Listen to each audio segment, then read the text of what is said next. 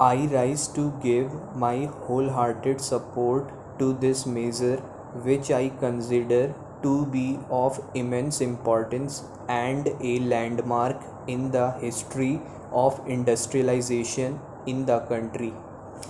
This bill aims at setting up a permanent machinery for according protection to those industries of our country which stand in need of it. This country, which is so very rich in all its resources, was at one time of its history at the pinnacle of glory, not in the production of raw materials but in the manufacture of finished goods.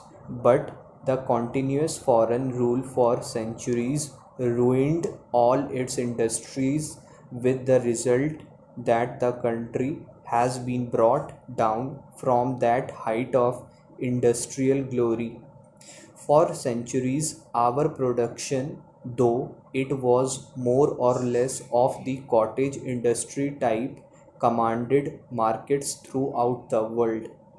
We know what steps were taken by our foreign rulers to discourage our home industries and to raise the protective tariff walls in their own country to make it industrially sound. We know how our weavers were tyrannized. It is a matter of history and needs no repetition here. Therefore, this country, which has been under the heel of the foreigners for centuries, has now to begin its life afresh and to rejuvenate and renovate its ruined industries. I therefore regard this measure, which is the first constructive attempt on the part of the government to bring industry on a sound footing, as a great landmark in the history of industrialization. For years, this country and the government, which was at the helm of its affairs, believed in unrestricted foreign trade. It was only during World War One that the then government thought for the first time that some steps must be taken in this country towards industrialization. An industrial commission was appointed in 1916. It apparently had nothing to do with the tariff policy, but for the first time it concentrated attention on the sphere and domain of the development of industries in the country. Times were changing. There was a feeling of political consciousness amongst the masses. With the August Declaration of 1997, there was a cry for the grant of fiscal autonomy, and for the first time, we saw fiscal autonomy in the convention. In 2003, the first fiscal commission was appointed, and subsequently, the government appointed ad hoc tariff boards. We must keep in mind that it was still the foreign government that was at the helm of affairs, and the terms of reference of these ad hoc tariff boards were very limited in their character. For example, before any industry could be considered to be entitled for the grant of protection, it was essential that there should be abundant natural resources for that industry available in the country itself. There should be a local market for its produce.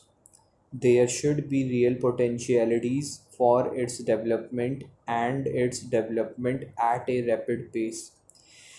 Even then, the protection was afforded only for limited periods, and that too only in cases where a certain industry could stand foreign competition. These were the limitations, but even in this limited sphere, we have several illustrations which show that the government of that day never accepted the recommendations of these tariff boards when they clashed with the interests of foreign capitalists, particularly British capitalists in this country. In 1928, the government refused to grant any protection to the locomotive manufacturing industry on the lame excuse that there was no market for it in India. We know how crores and crores of rupees had to be spent for buying locomotives outside the country, and even today we are importing these locomotives from abroad.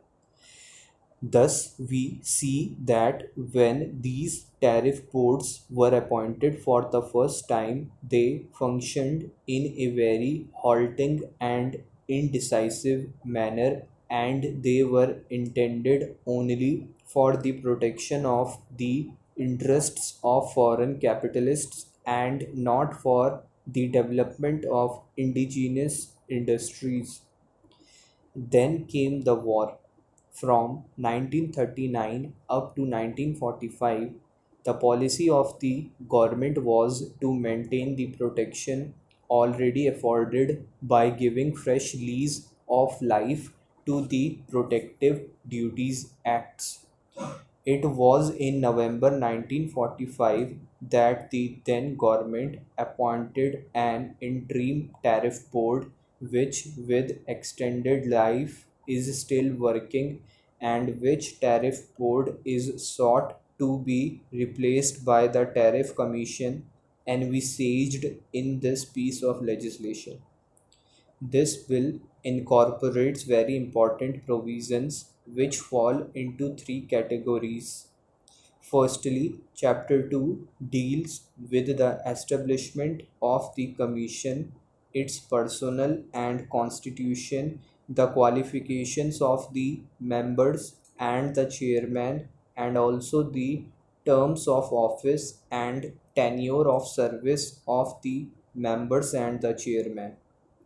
The second part, which is the very soul of this legislation, deals with the functions and duties of the Commission, which are incorporated in Clause 11 of the bill.